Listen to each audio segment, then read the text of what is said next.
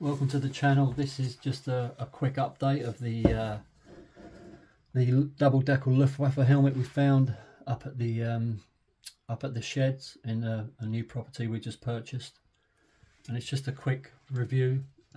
Some people mentioned on some of the comments they wanted to hopefully see a review of it, so just give you a quick rundown. This was just as found, and someone mentioned that it possibly was marked inside, so I'll be taking a look at that in a minute. But yeah, it's an early M35. It's got early chin strap bales, the square ones, quite a thin chin strap, which a lot of the early ones had compared to the later models. Single liner band, as an M40's going on to the 42 had a reinforced liner band either side, and these can be very fragile, so you know, you have to really take care when trying to look down at a date on the side. Is not always the best option. But yeah, the decals are really nice, really good colour in them compared to, it's not been exposed to a lot of sunlight by the look of it. At one time this helmet must have been on the shelf with all the tins of paint and that, because there's some small little marks over it, and it's definitely been with all the decorating stuff at one time. But the eagle, apart from having a big scratch in the middle, is still in excellent condition, and it's an early eagle. I think they might call that a snake leg. I'm not 100% sure, but that's what I think it is. But yeah, all in all, really good condition. It's got some degradation on the top of it where it's got a little bit of moisture, but overall in excellent condition. The liner's still quite dry.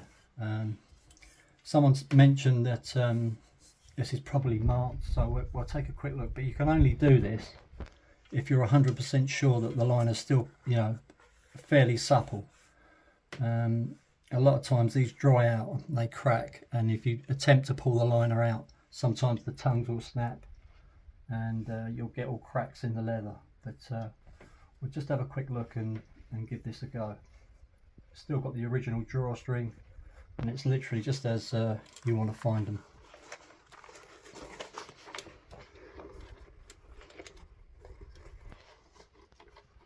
So if we have a quick look inside, we have a look there. It's marked up to a flak, I think it's a mobile flak battery of some sort. It says flak ABT 64 or 94, and the line is also marked there. It's got a stamp, and it's got this one as well. I'm not 100% sure, but yeah, I think it's ABT 64.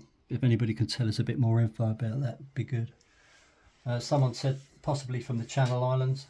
We do know somebody that's got one from the Channel Islands with some history, but yeah, but you have to be really careful with these liners. This single band, if you pull it about too much, it will snap. Hence that's why they were reinforced. And these little rivets as well can literally just, if you move it around too much, they can just drop out. You can see they're starting to oxidize quite a bit, and they become very fragile. But overall, probably best find we've ever had.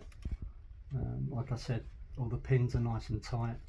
I don't see it doesn't seem to see that it's had much use in its time. I think the buckle was painted at one time. Still got, I think, a tiny little bit left on there. But and it's a size 64, I think. Yeah, SE 64. And there's a batch number on the back. But overall, a really nice lid. And even if you go to the military affairs, you don't seem to find these very often now. And if someone has got one, usually it's got a quite big price tag attached to it.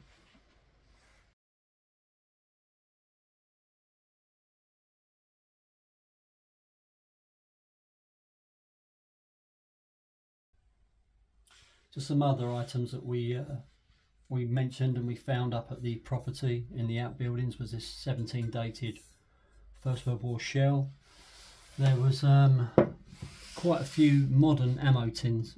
Some of them had spanners in, some of them had just like a mixture of car spares and like washers and nuts and bolts and stuff, but there was quite a lot of those. The stick grenade case that we found, the German one, that's been sold. We also found an ARP stirrup pump. There's some jerry cans. Some of them are modern, but there's one 1945 dated, I think. But this we also found up there, which we was going to throw out, where we was picking up loads of old gardening tools. We think is a, I think it's a G98 barrel, First World War of a German G98, and it had a little label attached to it saying it had been found on the Somme in 1996, I think, on a trip out there. Apparently the guy said he nearly tripped over it, so yeah, that's quite cool. But it nearly went in the skip, but luckily we just realised what it was when we picked it up with a load of other stuff. But yeah, there's quite a lot of other stuff that we found up there, but obviously nothing was as good as the helmet. We will be doing some other videos on militaria. If you like this sort of thing, let us know in the comments, and we'll carry on maybe doing some videos on military antiques. We've got some K98s, some really nice ones we can do a video on. Just a quick clip about deactivated guns. But so far, the star of the show was this. We knew there was stuff in the sheds, sort of stuff people, you know, obviously get in the 60s, army surplus and that, but we never thought we'd find this. And yeah, it's not going to be going anywhere. It's going to be staying with at least one of us for a long period of time. So we'll see you in the next video.